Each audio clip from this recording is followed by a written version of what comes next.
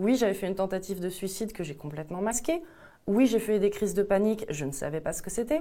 Oui, j'ai fait des épisodes d'hypomanie, je ne savais pas ce que c'était. Et oui, j'ai fait des dépressions et je ne savais pas ce que c'était.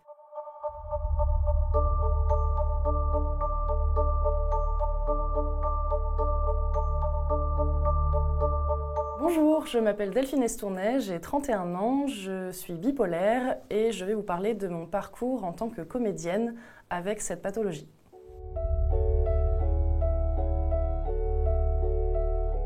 J'étais un enfant à la fois très bizarre et en même temps très calme.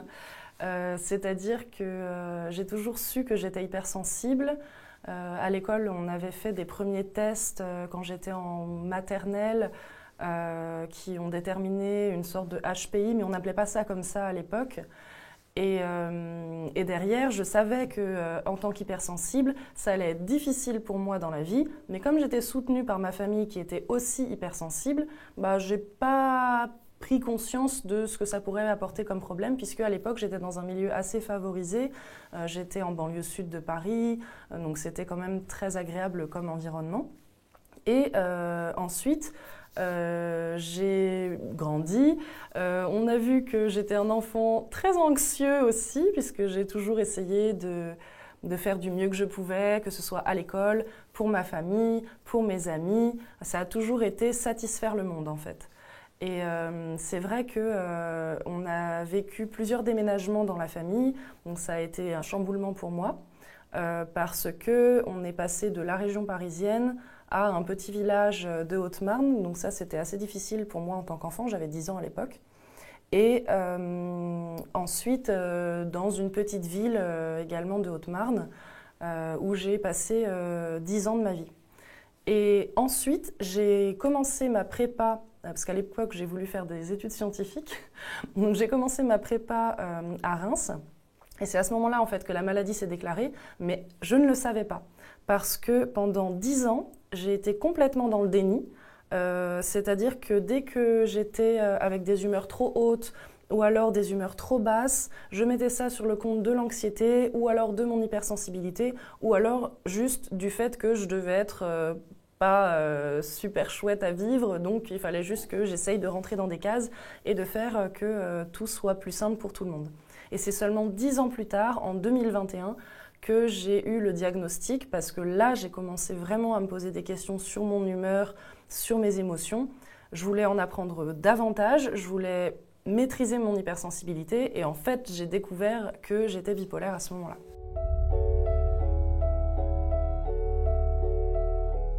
Pour avoir le diagnostic, ça a été un peu sans dessus-dessous, parce que j'ai travaillé en neurosciences en 2016, et j'ai rencontré une personne qui faisait sa thèse sur la bipolarité justement.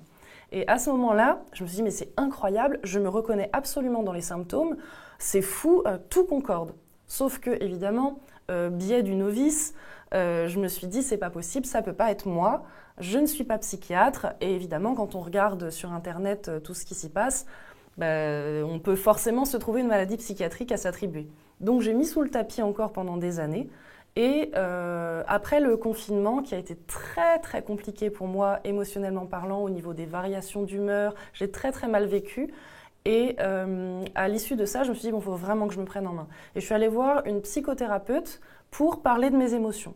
Et au fil du temps, au bout de quelques séances, elle m'a dit, mais c'est assez troublant parce que vous avez certaines façons de réagir qui ressemblent énormément à certaines patientes bipolaires que j'ai.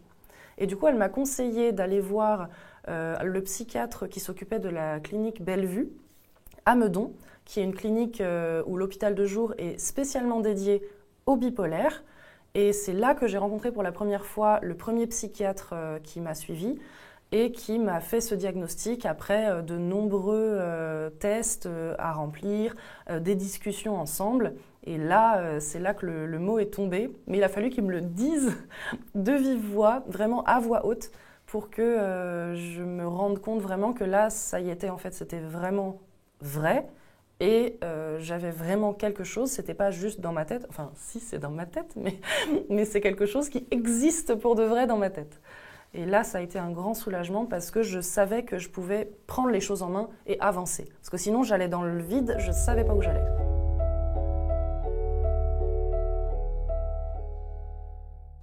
une fois que j'ai fini les tests, vu qu'il avait vu que j'avais déjà travaillé dans les sciences, etc., et que j'avais un bagage scientifique qui n'était pas nul, du coup, il m'avait fait confiance sur la déduction de certaines choses, etc.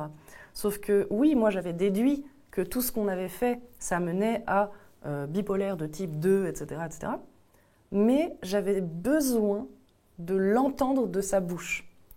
Et c'est en lui demandant, mais du coup, je suis quoi et là, il m'a dit, vous êtes bipolaire de type 2, avec troubles anxieux généralisés et troubles paniques, parce qu'évidemment, en général, la bipolarité, ça vient jamais tout seul.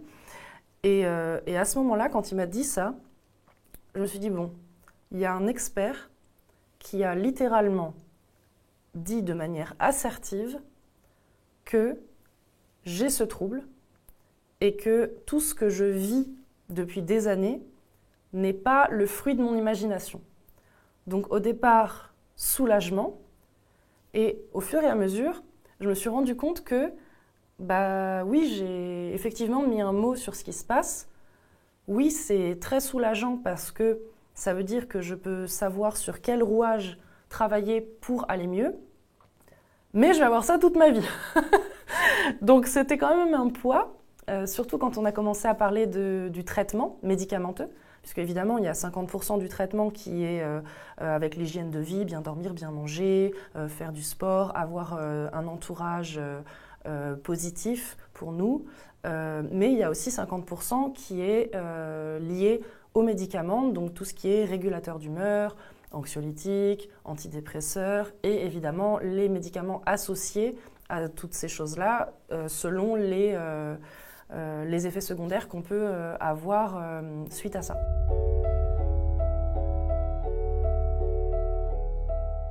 Au début, je me suis retrouvée avec la première molécule que j'ai prise. J'avais l'impression d'être complètement narcoleptique, c'est-à-dire que je pouvais m'endormir à peu près partout, ce qui était quand même pas très pratique pour vivre. Donc on a changé de molécule.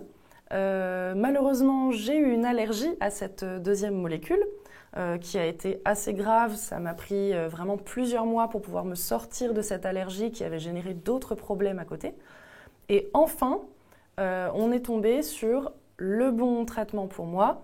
On a compris également que j'avais une bipolarité où j'étais plutôt d'humeur basse, donc que j'avais aussi besoin d'antidépresseurs pour remonter un peu mon humeur artificiellement. Donc finalement, là ça fait 1 an et demi que je suis stabilisée, que j'ai pas fait de crise majeure, que j'arrive à mieux comprendre comment ça fonctionne dans mon corps avec la prise des médicaments, qu'on a réussi avec ma nouvelle psychiatre à trouver un dosage qui me correspond, également une variation, puisque évidemment comme je suis une femme, dès que j'ai l'ovulation, dès que j'ai mes règles, le syndrome prémenstruel, ça impacte énormément mon humeur, donc mon traitement a été également adapté par rapport à ça, pour que ponctuellement, quand je vais avoir le syndrome prémenstruel, je puisse ne pas tomber dans une crise de légère dépression. Donc tout ceci, ça a été adapté avec le temps pour essayer de trouver un équilibre total. Il a fallu attendre l'après-Covid, où là, pour le coup, j'avais fait une crise d'hypomanie pendant le confinement. J'avais fait une crise d'hypomanie aussi pendant le Noël qui avait suivi le confinement. Enfin, c'était un enfer. Et suite à ça, je me suis dit, bon, il faut vraiment que j'arrive à réguler mes émotions. Parce que pour moi, à l'époque, c'était mon hypersensibilité qui générait tout ça. Et éventuellement, l'anxiété. Je n'avais pas compris qu'il y avait vraiment... Enfin, je l'avais compris, mais je l'avais enterré. Donc, je n'avais pas vraiment acté qu'il y avait autre chose que ça. Et à l'époque, c'était très difficile aussi pour moi d'envisager la psychothérapie parce que c'est vrai que ma famille n'a pas été éduquée à aller voir des psychologues pour le bien-être de la personne. C'était en gros soit les personnes qui souhaitent faire ça, c'est juste pour se faire mousser un peu, ou alors ils sont vraiment fous. Je ne voulais être dans aucune des deux catégories, sauf qu'à un moment donné, je me suis dit, bon, j'ai des amis qui ont fait ce genre de psychothérapie, ça va beaucoup mieux, je ne vois pas pourquoi ce serait mauvais. Et c'est vrai que mes parents ont évolué aussi sur le sujet, donc ça m'a aidé aussi à me sentir soutenue par ces personnes-là et mon compagnon de l'époque aussi qui avait lui-même fait des psychothérapies. Donc ça renforçait mon côté, le côté rassurant de cette étape à franchir pour moi. Avec toute cette compréhension, j'ai pu comprendre que oui, j'avais fait une tentative de suicide que j'ai complètement masquée. Oui, j'ai fait des crises de panique, je ne savais pas ce que c'était. Oui, j'ai fait des épisodes d'hypomanie, je ne savais pas ce que c'était. Et oui, j'ai fait des dépressions et je ne savais pas ce que c'était. Donc, toutes ces choses-là ont été identifiées a posteriori, m'ont permis de pouvoir prendre conscience davantage des crises qui ont suivi, parce qu'il y en a eu quand même quelques-unes. Toutes les personnes qui ont un trouble bipolaire ont des signes avant-coureurs avant une crise. C'est juste que les signes les plus évidents sont en général les signes où c'est déjà trop tard et la crise est déjà enclenchée. Ce qui est difficile à trouver, ce sont ce qu'on appelle les prodromes, c'est-à-dire c'est les signes très très précoces qui peuvent induire un léger changement d'habitude de vie, d'humeur, enfin c'est très léger et c'est ça en fait si on les découvre et qu'on est capable d'appliquer ce qu'on appelle les contre-comportements, eh ben on va pouvoir désamorcer une future crise et donc d'enrayer un peu ce processus de crise après crise après crise et d'aujourd'hui être beaucoup plus stable puisque je n'ai pas fait de crise depuis 1 an et demi. Voilà.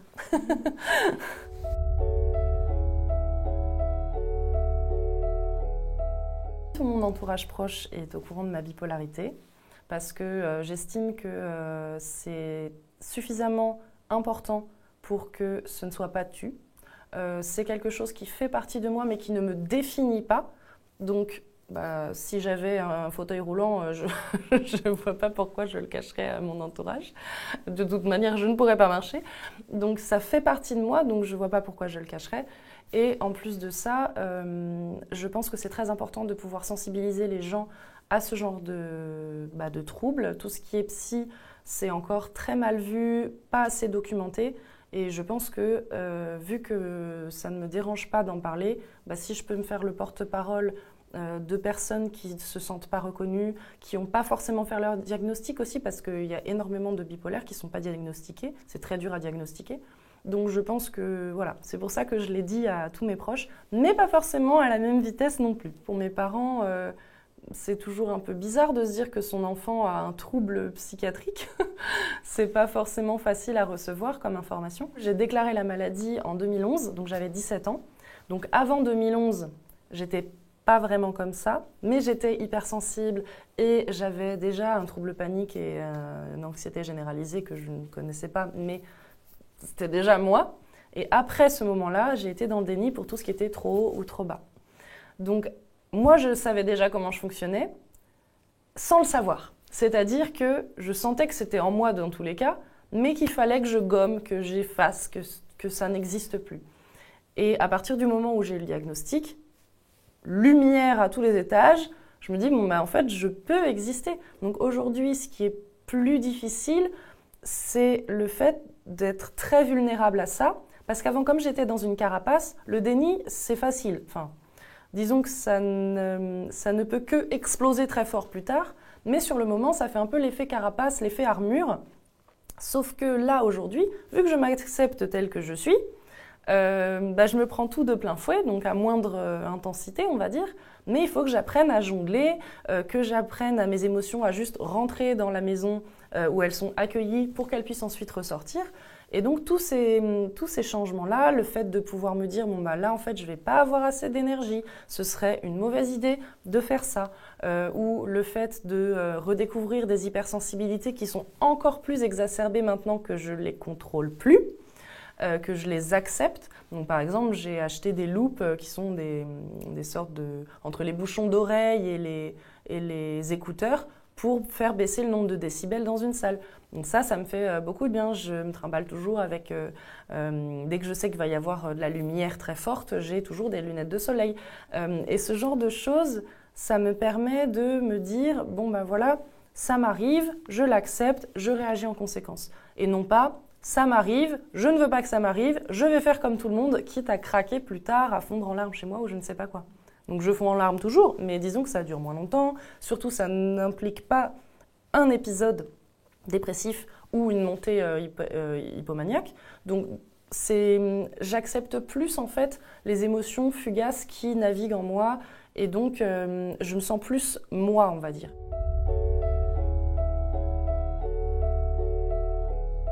Les clichés sur la bipolarité, c'est qu'on ne peut pas nous faire confiance, c'est que du coup on peut avoir des comportements dangereux, que si jamais on est avec des enfants par exemple, ça peut être quelque chose de pas sain pour l'enfant, ce genre de choses. Alors que en fait, si on est suivi, qu'on a conscience de soi, qu'on a ce 50-50 traitement médicamenteux et hygiène de vie, en fait, on est aussi sain d'esprit que n'importe qui, et limite peut-être plus que quelqu'un qui n'a jamais pris conscience des biais qui le concernent et qui peuvent aussi influer sur, par exemple, comment il va s'occuper d'un enfant, si on parle des enfants. Et il y a aussi un cliché qui est... alors ça, c'est un cliché, mais en même temps, c'est une réalité. C'est quelque chose qui me fait un peu peur, d'ailleurs, à moi-même. C'est, en tant que femme, du coup, vu que j'ai un utérus, j'ai la possibilité d'être enceinte. Et pour pouvoir être enceinte, là, le traitement que je prends, il faudrait que je l'arrête. Et ça, je sais que c'est quelque chose qui est très compliqué parce que ça veut dire suivi psychiatrique rapproché, ça veut dire encadrement de la grossesse, etc. Je sais que c'est possible, mais c'est quelque chose qui, à l'heure actuelle, me fait encore un petit peu peur, même si j'ai fait la paix avec ça, et du coup que mon envie potentielle d'avoir des enfants ne s'en trouve plus altérée. Mais je sais que ça peut être des choses qui sont difficiles et je sais que vu qu'en plus les bipolaires stabilisés comme moi je suis aujourd'hui, on a un peu l'impression que nos médicaments ne servent plus à rien parce que c'est lourd quand même de prendre des médicaments. Moi j'en ai un à 8h, 2 à 8h30, un à 20h le soir. Ça commence à faire beaucoup de réveils, de trucs à prendre avec des dates, etc. Et c'est vrai que quand tout fonctionne bien, on pourrait se dire c'est bon, j'ai plus besoin de médicaments. Et en fait, l'observance pour les cas de bipolaire est souvent mal respectée parce qu'au bout d'un moment, on se sent bien. Et du coup, il y en a beaucoup qui arrêtent leurs médicaments. Et bim, c'est la rechute assurée vers une crise encore plus grosse. Donc c'est pour ça, forcément, quand on se dit il faut quand même continuer à prendre son traitement, mais en même temps, si jamais je veux être enceinte, il va falloir peut-être que je l'arrête. Donc c'est vrai que c'est très complexe, surtout que c'est une maladie qui a encore beaucoup de pans inconnus. Il y a certains médicaments, on sait que ça marche, mais on ne sait pas exactement où ça agit sur le cerveau. Donc c'est très ambigu finalement, de toute façon comme la psychiatrie en général, c'est toujours très complexe.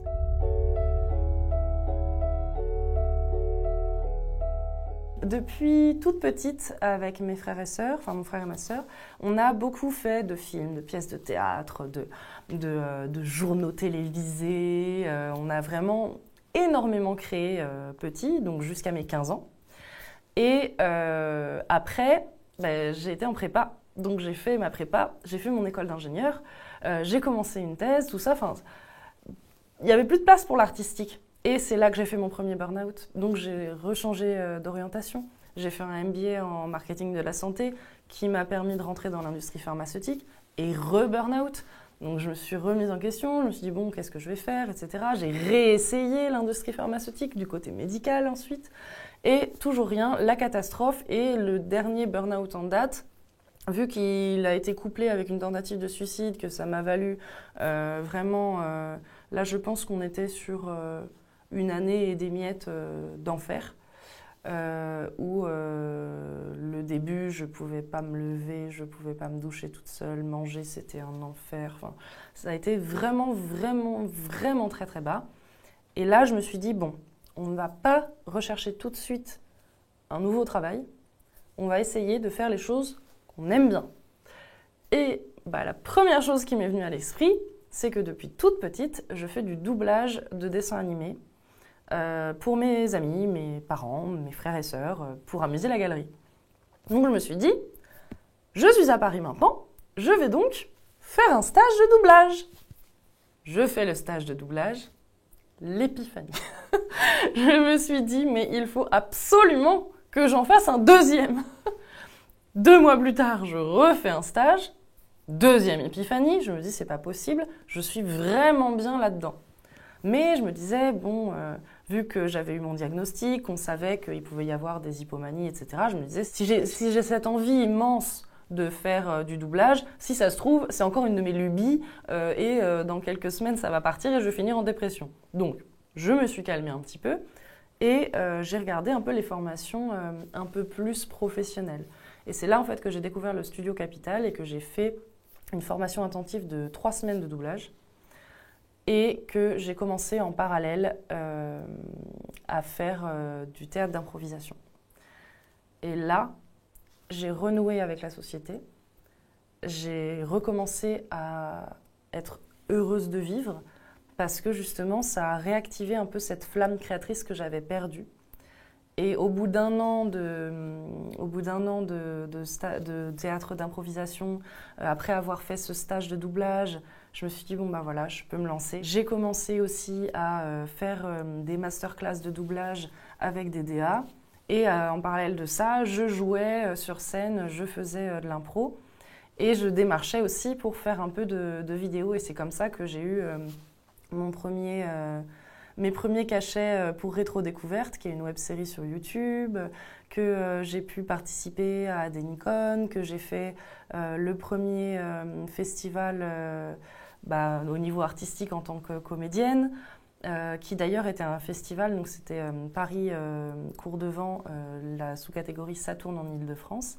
Et c'est vrai que c'était un festival qui était aussi pour promouvoir les personnes en situation de handicap, physique ou non, visible ou invisible. Et j'ai participé à un court-métrage sur la bipolarité, dont je suis assez fière. Moi, je pense que la bipolarité, par rapport à ma façon de jouer, ça a une influence. Moi, je pense que c'est positif parce que je suis très pro-émotion et donc ça me permet de rentrer vraiment avec l'empathie dans les personnages et surtout d'avoir un peu cette fragilité puisque je connais les failles de ma vie. Et donc, du coup, pour aller dans une faille de personnage, même si elle est différente de moi-même, ça m'aide aussi. Mais au-delà de ça, ça peut être un peu difficile aussi parce que cette facilité qu'on a nous rend très vulnérables, enfin en tout cas à mes yeux, pour moi-même, parce que ça fait un petit peu la méthode Stanislavski, justement, où ils essayent de rentrer vraiment dans le personnage. Il y a une part de moi bipolaire qui, par moment, peut être mal comprise des personnes non sensibilisées à ça. Donc forcément, si le directeur de plateau, si le réalisateur, enfin en tout cas si les personnes qui vont interagir avec moi ne sont pas au fait de ça, ça peut être difficile. Parce qu'ils pourront peut-être pas forcément comprendre des moments où je vais être pas bien au niveau auditif ou des moments où je vais avoir envie de pleurer parce que juste j'ai trop de choses qui se sont passées émotionnellement. En fait, je pense qu'aujourd'hui, je sais que la bipolarité, c'est clairement pas ce qui me définit à 100%. J'ai ce trouble, c'est vrai, mais je pense que j'ai une personnalité aussi qui est déjà très atypique en soi, du fait de mon hypersensibilité de base. Je suis quelqu'un de très extraverti, j'aime aller au-devant des gens. Mais en même temps, vu que j'ai ma bipolarité, il y a des moments où je peux pas rester aussi longtemps qu'une personne 100% extravertie le ferait. J'ai une façon de vivre, oui, qui peut être un petit peu bizarre. Et aujourd'hui, je l'accepte finalement aussi parce que j'ai eu ce diagnostic qui m'a appris à accepter cette part de moi et qui du coup me permet d'accepter les autres parts de moi que je trouvais bizarres, sur lesquelles j'avais des difficultés au niveau de mon intégration dans la société, etc. Donc c'est vrai qu'au niveau de mon métier de comédienne, je pense qu'avoir une équipe qui est bienveillante, c'est la base et c'est à la fois pour mon bien-être par rapport à ma bipolarité, mais je pense que c'est aussi bien de tenir compte de toutes les neuroatypies et de prendre en compte la personne. Parce que je pense que si on parle des personnes qui n'ont aucun trouble, mais qui ont aussi des difficultés comme les personnes trans, les personnes non-binaires, les personnes qui sont d'une minorité ethnique ou d'une minorité religieuse, des fois, ça peut être aussi difficile pour ces personnes-là si elles sont dans un milieu qui n'est pas bienveillant. Et je pense que ce qui est le plus important, c'est d'essayer d'ouvrir les esprits Et le monde du spectacle, je pense que c'est à la fois un milieu très ouvert et en même temps qui surfe un petit peu sur certaines conventions qu'il trimballe depuis maintenant beaucoup de temps.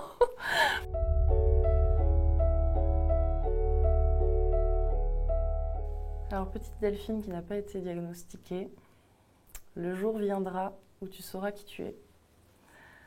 Je sais que tu aimerais bien que ce soit plus tôt, mais en même temps, on est devenu la personne qu'on est parce qu'on a vécu tout ça.